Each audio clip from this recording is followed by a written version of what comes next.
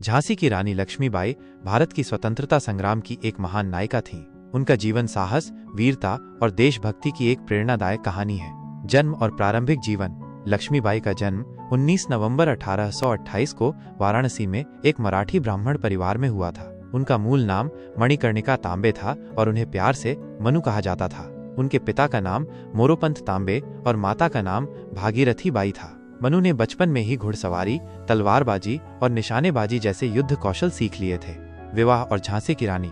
1842 में मनु का विवाह झांसी के महाराजा गंगाधर राव नेवालकर से हुआ और वे लक्ष्मीबाई के नाम से झांसी की रानी बनी। 1851 में उन्होंने एक पुत्र को जन्म दिया जिसका नाम दामोदर राव रखा गया, लेकिन दुर्भाग्यवश उसकी 4 महीने की आयु में ही मृत्यु हो गई।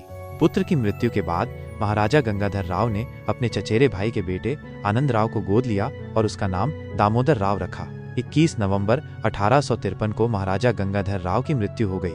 स्वतंत्रता संग्राम में भूमिका।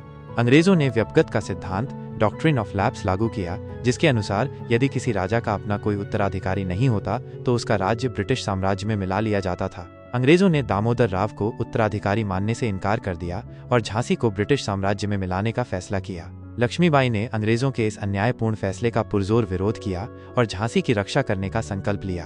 1857 के विद्रोह के दौरान लक्ष्मीबाई ने झांसी की सेना का नेतृत्व किया और अंग्रेजों के खिलाफ वीरतापूर्वक लड़ाई लड़ी। उन्होंने अपनी गोद में अपने दत्तक पुत्र दामोदर राव को बांधकर अंग्रेजों से युद्ध किया। उनकी वीरता और साहस को देखकर अंग्रेज भी हैरान रह गए। उन्होंने तात्या टोपे और नाना साहेब जैसे अन्य स्वतंत्रता सेनानियों के साथ मिलकर अंग्रेजों के खिलाफ लड़ाई लड़ी। उन्होंने ग्वालियर के किले पर भी कब्जा कर लिया, लेकिन अंततः 18 जून 1858 को ग्वालियर में अंग्रेजों से लड़ते हुए वीर गति को प्राप्त हुई।